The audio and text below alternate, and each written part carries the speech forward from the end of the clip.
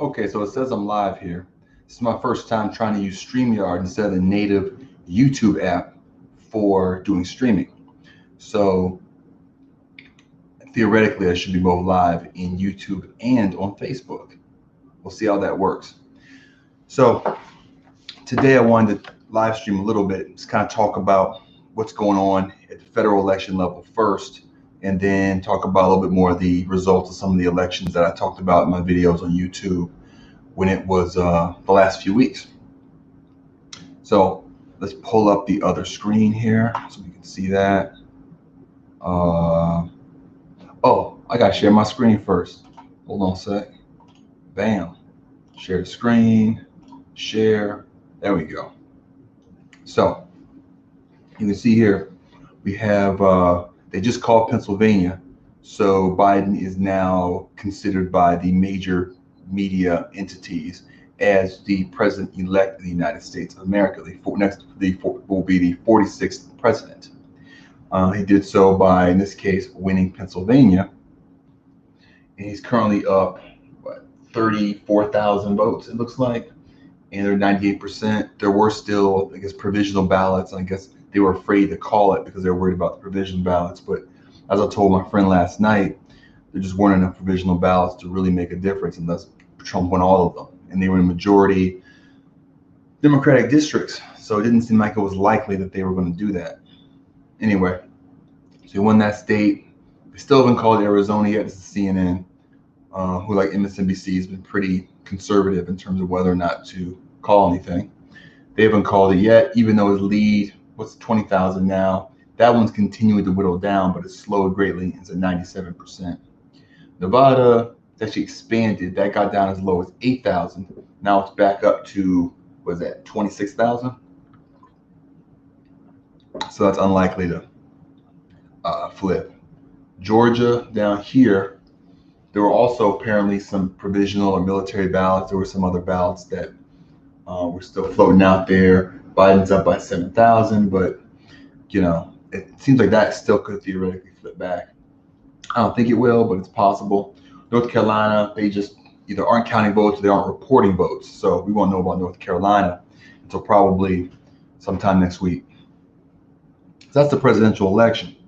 Now, one thing people have talked about a bit is about the demographic shifts in the voting population.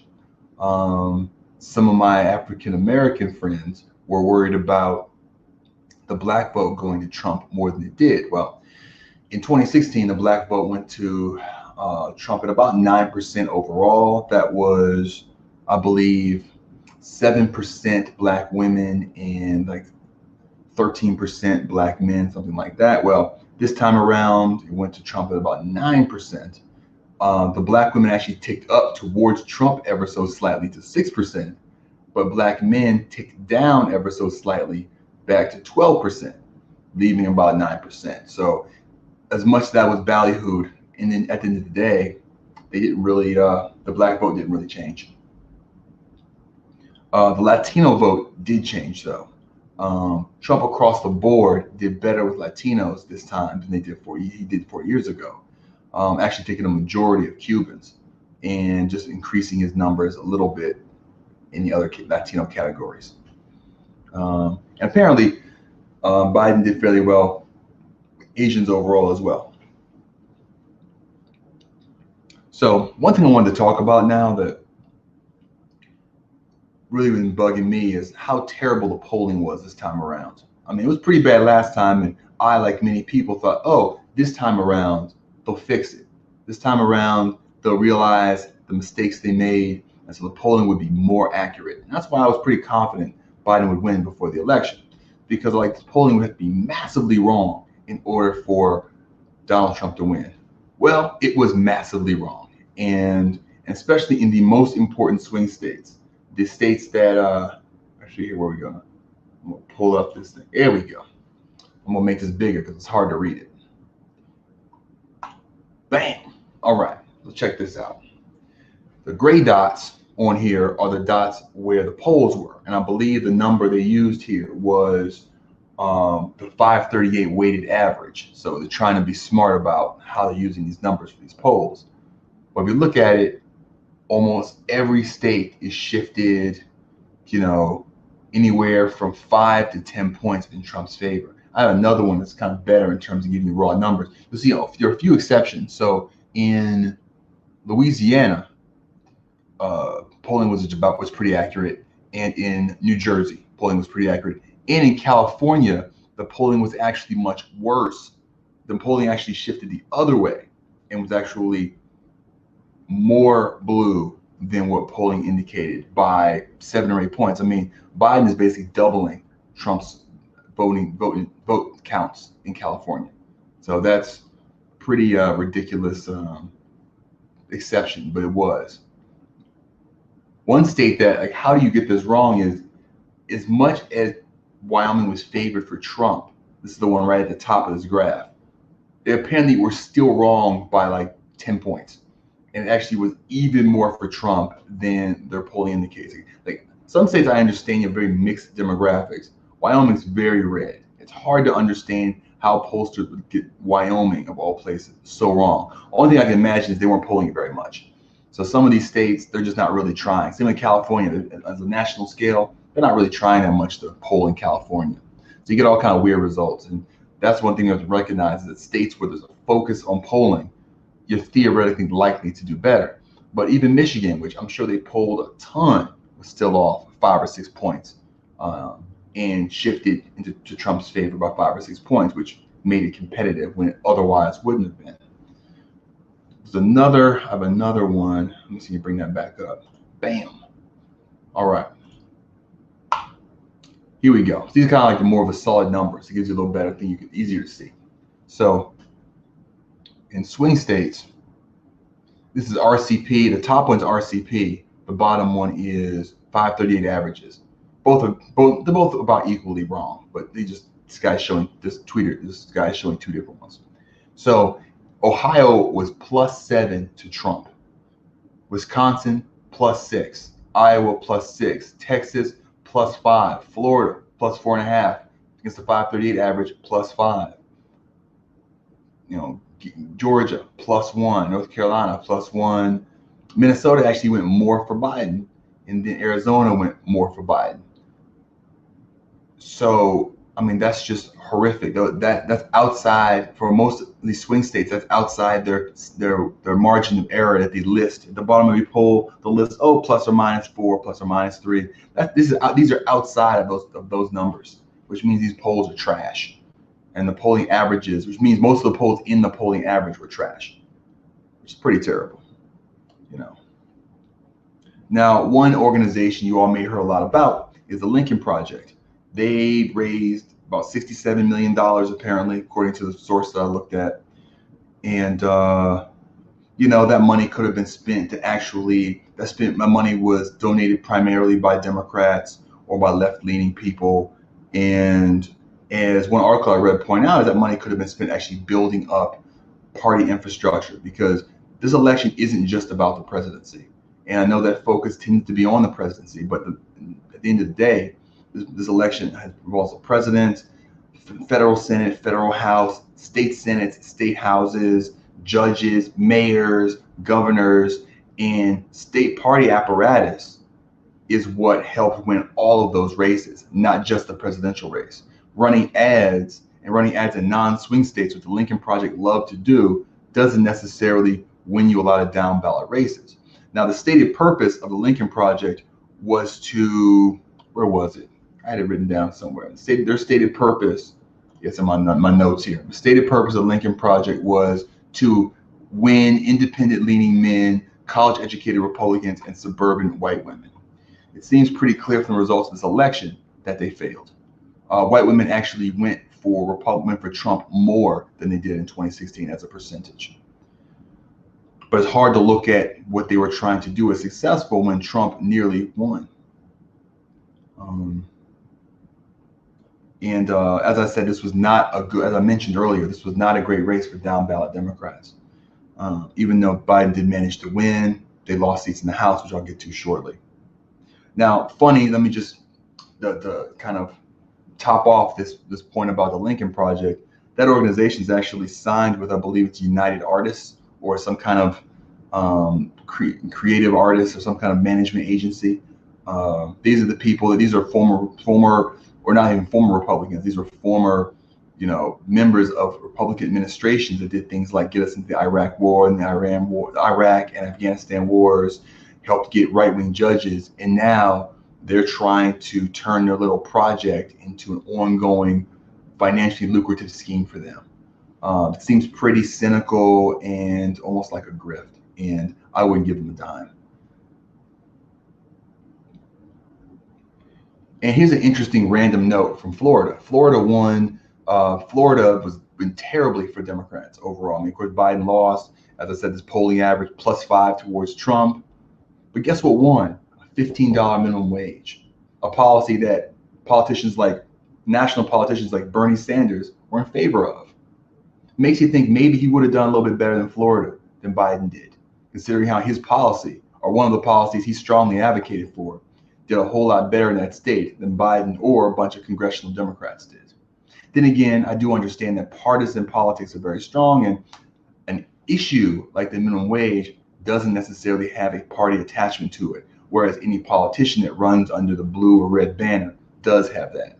Still, I always like to note when progressive politics do better than the so-called progressive party does in any given state or community.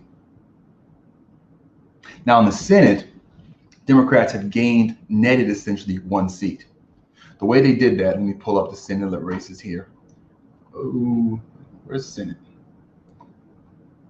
It doesn't want to scroll. There we go. Let's pull up the Senate. So they lost the seat in Alabama. That's Doug Jones. He was kind of always going to lose. He managed to have a terrible candidate, an overt racist, to run against in Alabama last time. But this time he got pretty crushed by Tuberville, who's actually a former college coach in the South, so he's a pretty popular guy.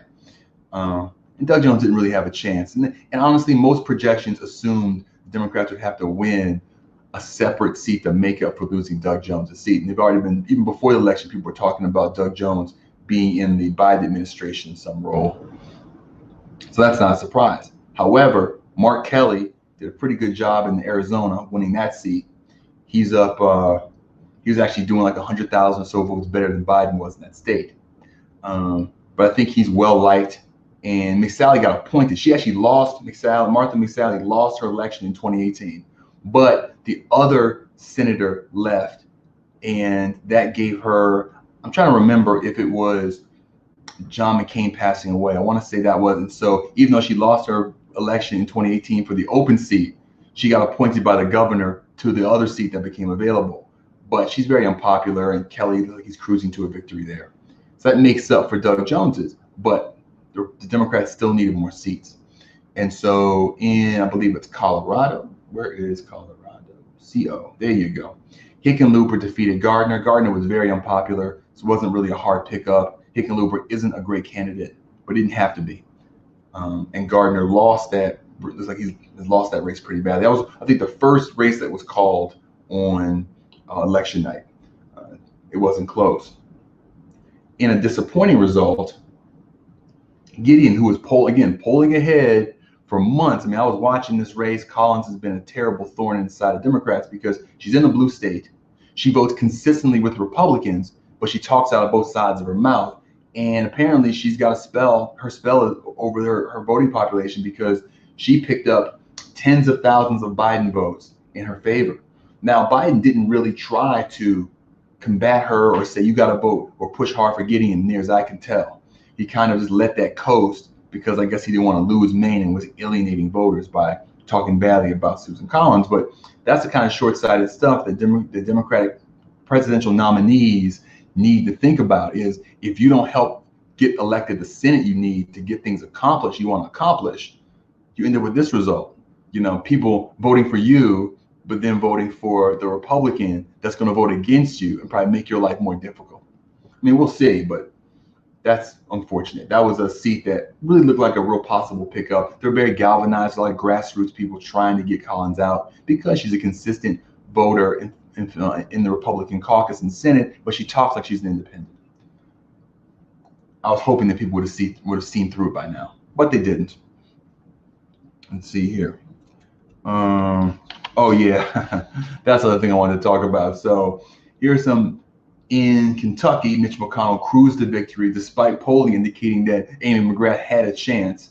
I never much thought she did. Her performance in the primary against uh, Booker was not very good. She nearly lost that, so I wasn't confident. But the polls had her with a chance. But her and her $40 million war chest netted her a terrible result. McConnell cruised to victory. Another race that I was a little more hopeful for, Jamie Harrison also lost pretty convincingly to Lindsey Graham, losing by 10 points in South Carolina. Now, Jamie Harrison spent an insane $57 million to try to win that seat and did not even come close. And that's the thing, money in politics is a problem. But really, what it does is it gives you access and the opportunity to spread your message. But if you're a blue, a blue congressman in a dark red state, it's not magic. And as much as Jamie Harrison, I think, ran a solid campaign and had plenty of money, it's just South Carolina is just too red. It wasn't a close race. If you look at Jamie Harrison got 1.11 million votes. You go up to the presidency. How did Joe Biden do? Well, Joe Biden underplayed that. Joe Biden got 1.09. So it's about, extra 20, 30,000 votes that Jamie Harrison got. He didn't go behind. Like most senators and most Congress people, if anything, were below Biden's numbers, and which makes sense because a top line vote against a president who is responsible for poorly handling his major pandemic, it makes sense that people would be fleeing that particular person more so than the congressman or the incumbent congressperson that they may have still has that incumbent strength, that incumbent resolve to be able to win. Incumbents have a huge advantage, name recognition. People tend to hate Congress but love their congressperson. All those things are a big factor. And so usually you trail behind. In Arizona, Mark Kelly's ahead, but in part, I believe his wife is Gabby Giffords, who was shot by that I don't know, they call them terrorists, extremist, whatever you call that guy, shooter. Anyway, so everybody knows this story in Arizona. He's well beloved. It made sense. But in most places, the Congress people, the senators run behind the president because they're people where Trump is fairly unpopular relative to local district Congress people and senators. But Harrison ran ahead. I mean, he did better than Biden did in South Carolina, but nowhere near better enough. I mean, he had to make up 200, almost 300,000 vote difference. Biden wasn't close, and so Jamie Harrison never really had a shot, it looks like. And that's the thing, we're spending, these campaigns. I get a lot of emails from these various campaigns, asking for money, and I actually looked it up, and I received emails from maybe a dozen different campaigns, including tons from Jamie Harrison, a bunch from Amy McGrath, a bunch of Congress people, and nearly across the board, they all lost. People that asked for the most money lost, and so I think that we have to be careful and think about where we're spending our money to win elections. We can't get caught up in the hype sometimes of these people trying to flip red districts, because oftentimes, even in a relatively favorable environment, which this was with a deeply unpopular president and huge turnout, some of these candidates didn't have a chance. But as I said, one thing about this number is a little bit deceptive. It says 46 Democrats, 47 Republicans, but they haven't called Susan Collins yet. But that's 88% in. I mean, Gideon has a chance, but I don't think so. I think it has to be closer by now. 88%, I think it's not close. Those are both going to runoffs. Both of the Georgia Senate seats are going to runoffs in January. I'm not too optimistic about either of them, but at least we have a chance to get a Senate that's 50-50 with Kamala's tie-breaking vote. They also haven't called Cunningham and Tillis. That's why we see 47 here, but really it should be 49, because North Carolina is 97% vote in, unless that tilts heavily for Cunningham, which is possible. Tillis is going to be back in the Senate. So that one I say is still possible. There's still a chance that Tillis could lose, but I think it's unlikely. Let's see, any other races? I think he didn't call Alaska either. Hold on. Yeah, they didn't call Alaska either. I don't know why. Well, they only counted 47% of the vote, but you can see there that's going Republican. That's why this is a 47 is really at least a 49 and probably a 50 depending on what happens in North Carolina. Now, the next part I wanted one other thing I wanted to mention is I did a video on YouTube about Marquita Bradshaw, grassroots black woman running, and she upset. I'm trying to find what state. Here she is. She upset the Democratic Senatorial Campaign Committee's selected choice. Did it on a shoestring budget, just very grassroots, going out, meeting people, the way politics is supposed to work. And she managed to get into the general election, but deep red state. She made a decent showing. She got 35% of the vote. I'm curious to see how she did compared to Biden. So that's 1.041 million. See how Biden did.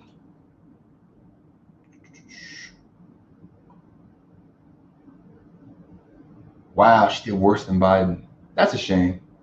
That's a shame, but in a deep red state, it's not entirely unpredictable, not predictable. A solid turnout. I got one person here. Thanks for joining in here. I'm just went through the presidential, and I'm gonna post this on my YouTube channel afterward for anything you missed. But I went through the presidential call for Joe Biden that occurred this morning, and I've been talking about how bad the polling was in the nationwide, but especially in the various states. Let me pull that back up for you real quick to see what I was talking about. How terrible polling was in the battleground states, both the RCP and in the 538 weighted average. Ohio off 7, went towards Trump +7. Wisconsin was +8 towards Trump. Iowa +7. Texas +5. Florida +6. Polling was just absolutely horrendous. In these states where we knew they would be potentially flipped, where you would think the pollsters would be paying attention, would be being really careful, but they can't help but undercount Republican votes.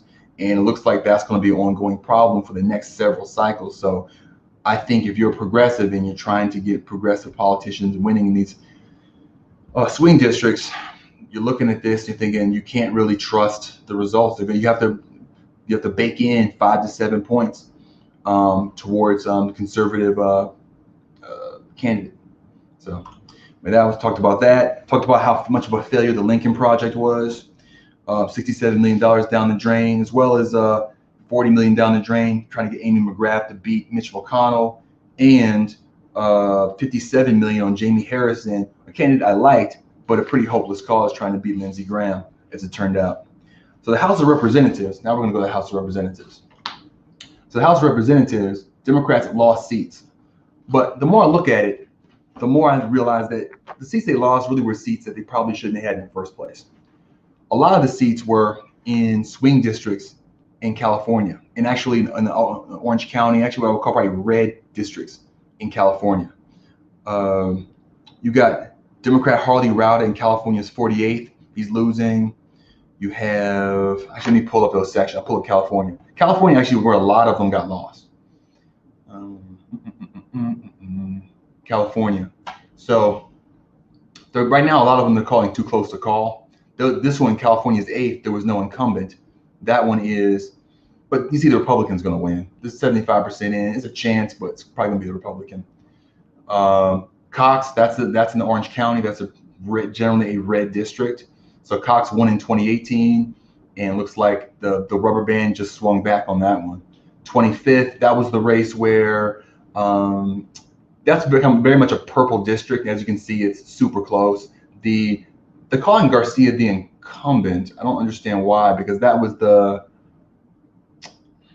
interesting, because that was the seat that was held by Katie. I always want to say Katie Porter, but it wasn't. It's Kathy. I can't remember her name, but she was the one that was extorted.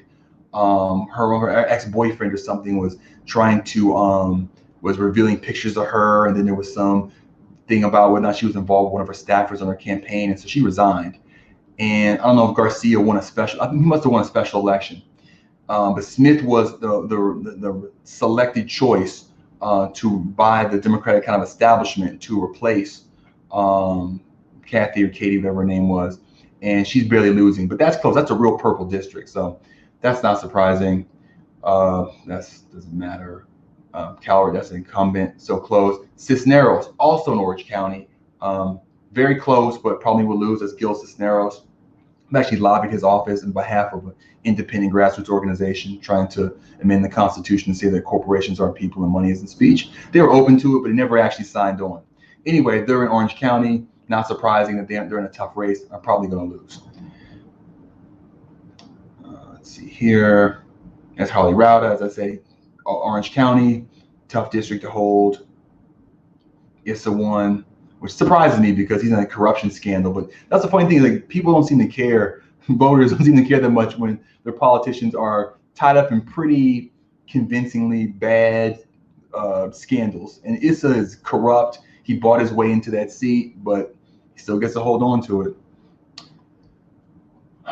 So those are big ones. Now, there were a couple flips. Florida went terribly. The other big spots, like California did pretty, was, as I said, looks pretty bad, but mostly California Democrats lost seats that they probably shouldn't have had in the first place.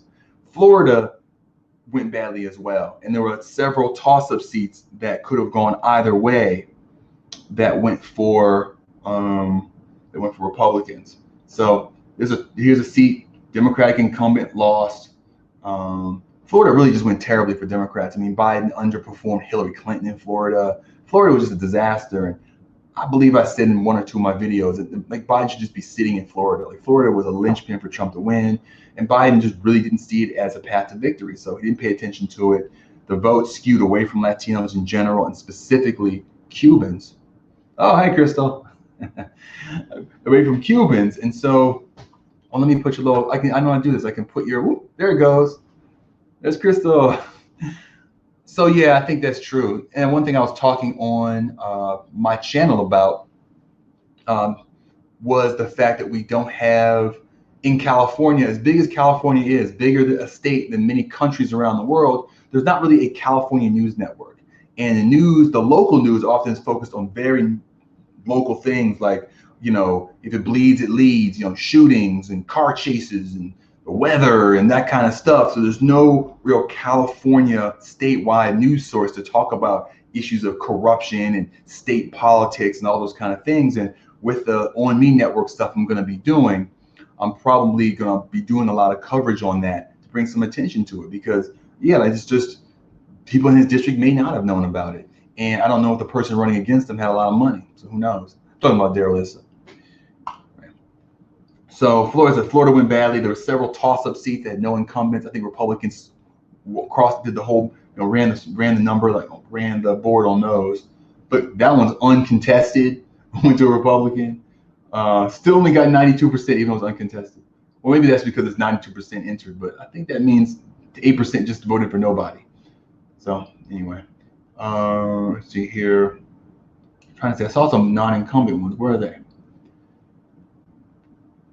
That's non-incumbent, they lost. That's non-incumbent, they lost. And then these, that incumbent lost. Carcel Powell lost, and Shalala lost to Salazar. So now they're still 93% in, but I think they're going to lose. So that's 4 seats flipping just in Florida. So those plus the 4 or 5 in California is basically the whole deal for why, for the negative, the minus 8 to 10 votes in the House the Democrats are going to have. It's basically Florida and California. And California was red seats. Florida is the only spot where there's kind of, they lost seats they might have been able to win. There were a few other, one other one I wanted to point out was, I'm over on like relatively east part of Los Angeles area. But even I was getting ads from this guy, I think Joe Collins III, who was proudly self-proclaimed proud Black Republican. He was going up against Maxine Waters. I didn't really think he had much of a chance, and he didn't, and she crushed him. I don't know which number is. I think it's in the 20s, the mid-20s. That's Carbajal, that's Chu, Schiff.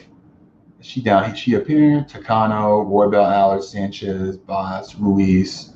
Well, here it is. Yeah, it is. She got 72% of the vote to 27%, and it made me think that they spent a lot of money on his campaign. And so that's at least one case of Republicans, you know, using their money as a, you know, throwing the money in a big cash pile to burn. Okay, so that's the federal races. As I said, the Senate, there's still a chance for Democrats to take it. They're not calling. I think the hope I saw in the second person join the stream. There is hope that Cunningham could be Tillis for those last 3% of votes, but I think it's unlikely. But aside from that, it's going to require Democrats to win both Senate seats in Georgia in order to take it. So now we're going to go to the California elections. And where do I have? I don't see the California elections. Well, I can just read them off my paper. So Prop 14, the stem cell proposition, is winning 51-49. That one's pretty close. If it wins, that'll be $290 million every year for 30 years out of the California General Fund that will be put aside for paying the principal and interest on the bonds taken out to pay for this influx of $5 billion into the stem cell research organization. As I said, I wasn't in favor of it because I'd like to see that being added to the budget in California so that in tough times we could pull that money back, because we already have a lot of money. We're already servicing a lot of bonds debt in California. There's a chart on the there's a chart I found on the California election paper that shows like a chart of how much debt servicing California has, and it's still pretty high. So I just didn't want to add that $5 billion in principal plus $3 billion in interest to that debt load for California. But Californians like the idea. They like stem cell research. I think they think it's a good idea. So it's winning right now and will probably win. Now, Prop 15, the adjustment to commercial property taxes, is failing, and I think will fail about 48% to 52%.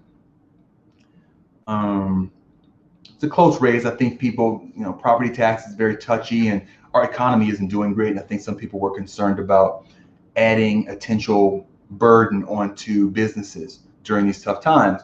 One thing I pointed out in my video about Prop 15, though, is that this is phased in over the next 5 years. So hopefully we're not going to be in the same economic rut 3, 4, 5 years from now. And if so, I don't know if not increasing property taxes is saving us anything. Anyway, it failed.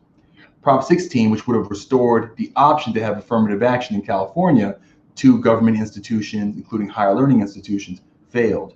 44 to 56.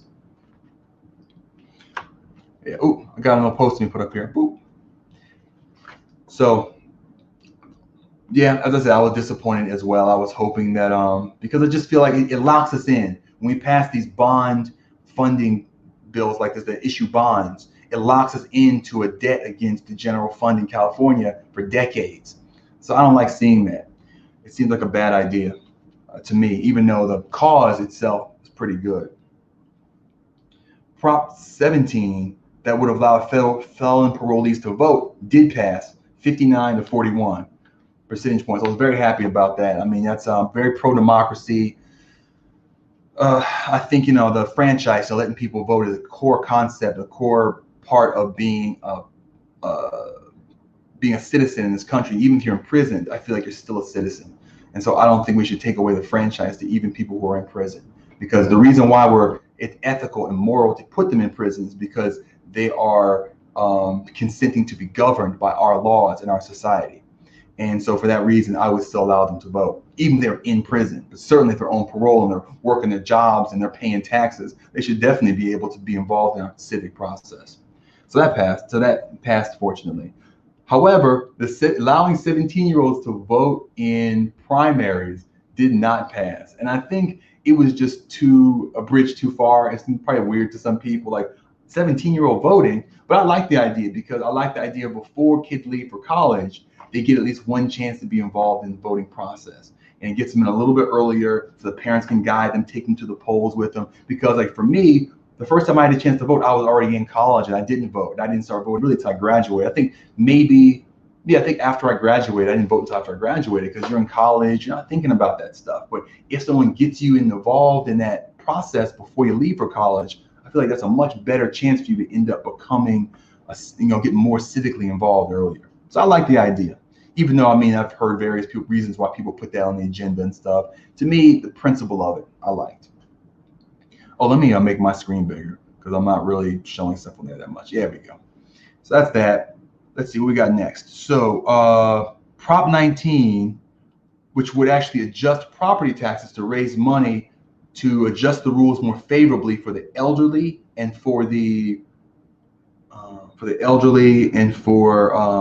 victims of fire disasters is barely passing 51 to 49. And so that's probably too close to call at this point. It did close a big tax loophole that allowed people who inherit properties but use them as rental properties to not be able to get a property tax break, but I'm fine with that. But certainly some people had an issue with that because they just don't want their property taxes to go up under any circumstance. And that certainly is a circumstance that's possible for some people. Prop 20, which would have created new theft-related felonies and converted some misdemeanor crimes to felony crimes, failed 38 to 62. I was happy about that because I think, like most other Californians, we have enough people in jail and especially prison. And so passing a proposition to put more people in prison, which it certainly would, didn't sound like a good idea. And reading the proposition more closely, they sold it had to doing more with like domestic violence and stuff, but it seemed to be actually more about theft, which generally has gone down as a crime over the last 10, 20 years. So I just didn't see the need to create these new felonies and put more people in prison. Ooh, we got another post. Let me put that up there. Boom. Yeah. This is Crystal talking about Prop 18, the 17-year-old one, which did not pass. Yeah, I mean, here's the other thing. Oh, here's the other thing about Prop 17 is there aren't that many 17-year-olds that are pre-registered to vote, because you can actually pre-register as a 17-year-old to vote if you'll turn 18 by the election, which is the only 17-year-olds this would apply to. Actually, you can pre-register as a 16 or 17-year-old, but they actually told us in the voting guide that there are only like 100,000 17-year-olds, or 100,000 17-year-olds that are pre-registered to vote. So this wouldn't exactly change to any great extent the voting population of California. To me, it was something to just encourage more involvement. You know, like say, hey, we want to get you involved. It's kind of like a statement to the young people of the state that, hey, we want to get you involved. We want you voting. We want you involved in our civic process. So, and it seemed to me almost more of a messaging thing than it was a practical, oh, wow, all the 17-year-olds are going to vote now. Because also you have to be a 17-year-old that's after the primary, which is in June, but before. So it's only like a 4-month span where your birthday takes place that this will apply to you. Because if it's before June, you can vote in the primary already because you turn 18. So to me, I thought it was okay if that was a gray area instead of a fine line the way it is now. For Prop 21, the one that would allow more local rent control and actually allow some real rent control, because the statewide rent control is like 8 to 10%. They're not raising more than that anyway. Landlords are. Anyway, it failed badly. 40% to 60%. People don't like rent control. I don't exactly understand why. This is probably one of the biggest mystery to me, with so many renters in California and rent so crazily high in California, why people would be so against having more rent control. But as a state, I think it varied a lot by area of the state, but by the state they were. So it is what it is. Prop 22, probably my second least favorite proposition, the one that carves out a special independent contractor set, independent contractor rules for app drivers only, passed.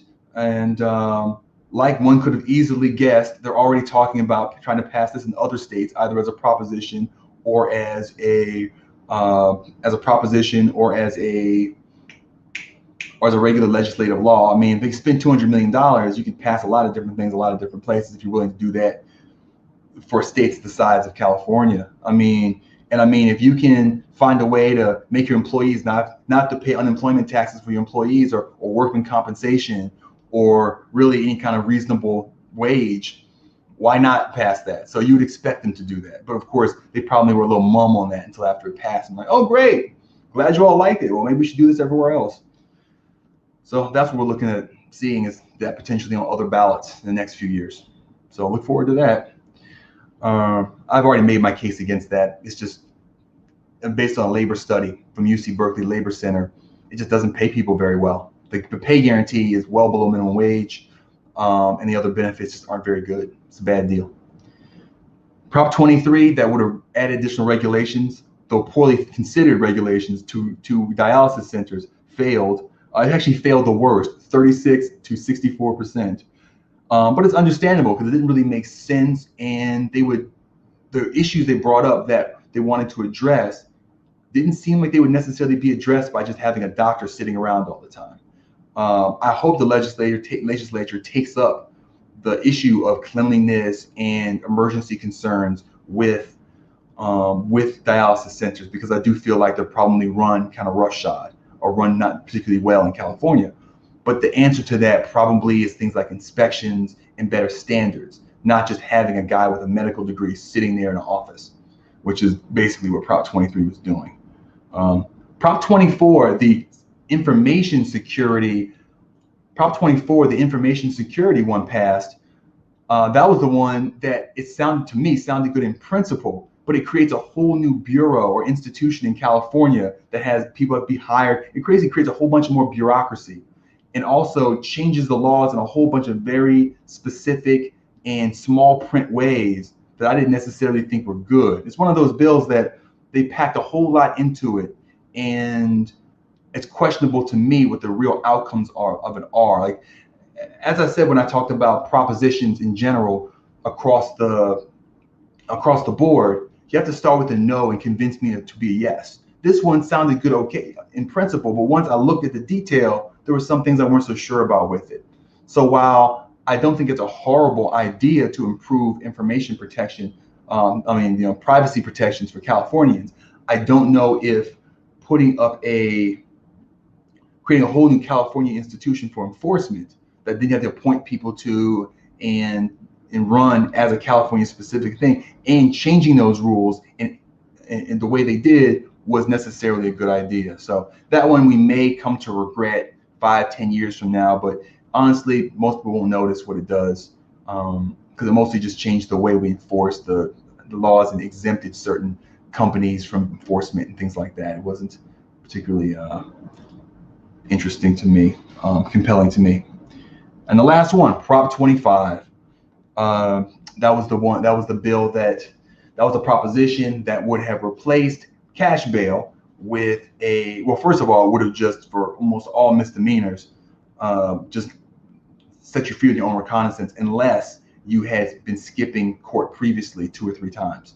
So it kind of by default tended to let people go much more quickly. And then for people that were in that we're not sure what to do with them zone, it actually had the risk assessment, and the court goes and does fact finding, and that one also created some additional overhead and additional work by people to have to determine if somebody should be set free on their own recognizance or not. But regardless, it's not based on how rich or poor you are. And to the people that were against this but don't like cash bail, I guess my question is, what's the other solution? Like, I understand the concern about some algorithm determining risk being racist, because they have shown these algorithms in other parts of the country. I've read articles about the problems of those algorithms. But to me, what's the other solution? We have to, unless we want to have it based on how rich or poor someone is, which I tell you, doing it that way definitely is discriminatory against minorities, be they Black or Latino or other minority groups. It's definitely biased. Or if it's an algorithm which you can tweak and adjust, and you can actually, based on the law actually says that it can't be discriminatory. So if it is, you can sue to have the algorithm changed and modify it. That seemed to me the best possible solution to alleviating cash bail, which, again, why should you be in prison because you're poor? It seems like if you're not a risk, you should be able to be released in your own recognizance. And that's not the case currently. And now some cases, I guess they can. The judges on their own can choose to give you set bail very low or just let you go, but it's up to the judge. For certain crimes, I felt like there shouldn't need to be. It should just be, you just get to go. Oh, it's that crime. The judge can't put money to keep you from going. And speaking of which, I think that's a good transition to some of the more local races that I talked about in some of my videos. So there were 3 LA County judge races that I made a video about. And for all 3 of those races, the prosecutor in the race won. One case with Mayana Dellinger, she was the closest. She lost by like 6.5 or 6 points, like 53 to 47, something like that. The other 2 weren't as close. Clint James McKay and David D. Diamond did not do very well. Clint in particular did horrible. I can kind of understand. He seemed like kind of a weird guy, but to me, he actually at least exposed himself. You could see him talking in person. He talked about what kind of judge he wanted to be. The other person just had their picture on a website and said, "Hey, look, I've been on the court for a long time, and I've been a prosecutor, and people like me." Like, well, that doesn't tell me what kind of judge you are, and I don't get to hear you speak or really have any idea what your energy is. So to me, part of the reason why I picked Clint in that race was because at least he put himself out there. Really, a lot of these judges don't. They just say, "Hey, I'm gonna say I'm a prosecutor. We usually win. We'll just win." And that's exactly what happened. The Measure J for LA County, the Measure J for LA County, where we have to divert at least 10% of the general funds to alternatives to policing, to traditional policing. That passed. I'm okay with that. I wasn't in favor of it in my video, but that was more so because 10% seemed like a lot. And right now with the coronavirus, the budget is kind of tight. I didn't know if people should put that kind of requirement on the budgetary process. Let them do their work, and hopefully they'll make some of those changes, but it may or may not be 10%. But it passed, and I think that's okay. It passed 56-43. Now, Pasadena Measure P, which gave funds for 911, that passed 83% to 16%. So I think everybody liked that one. Now, Measure O in Pasadena was a little more controversial because it was about raising property taxes a little bit to put more money into Pasadena Unified. I voted for it, but I know people that voted against it. It passed 62-37. I think people realize, schools are the most important thing we spend property taxes on. So even though I personally want to know a little bit more about how PUSD is using that money, we certainly need to provide for the future of our country and specifically of Pasadena kids and their educations. The LADA's race was a very controversial, very exciting kind of race, very energetic. That got a lot of views on my YouTube channel. And Gascon did manage to win. I don't have the number here. I believe it was like 54-46, something like that. Pretty solid win, but not exactly a landslide. Hopefully he'll come through with a lot of the changes to policing and reform that he talks about. He sold himself as the reform candidate, and I hope that he ends up indeed being that reform candidate. Oh, here we go. Yeah, he won about 54-46 in that race. Let's see here. Do I have anything else? I mean, I print out an empty sheet of paper. That's very wasteful. Last one. Pasadena governor. Pasadena's not a state. Pasadena mayor's race. Victor Gordo, the union pick in that race, did beat Tornak, who was the incumbent governor in Pasadena. And I'm hopeful that Gordo will bring more of a kind of pro-labor perspective to the mayor's department. He's much younger. I think Tornak was like an older gentleman. And so to me, I kind of see it a bit as a passing of the torch. I think they're both Democrats. It was really, Tornak seemed to be a little bit, and part of Gordo's critique of Tornak was that during the beginning of this crisis, he wasn't really on it. He didn't necessarily take it quite as seriously as he should have when it was first starting.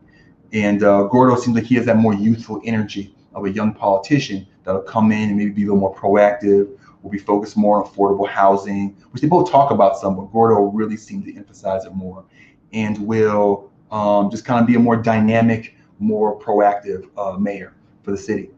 And we'll give him a few years and see how he does. With that, I think I'm actually going to wrap up my stream. I kind of went through all the material that I wanted to go through. And I want to appreciate, I had a few guests. Crystal, thanks for watching for a fair amount of this. And for everyone else that stopped in, I appreciate it.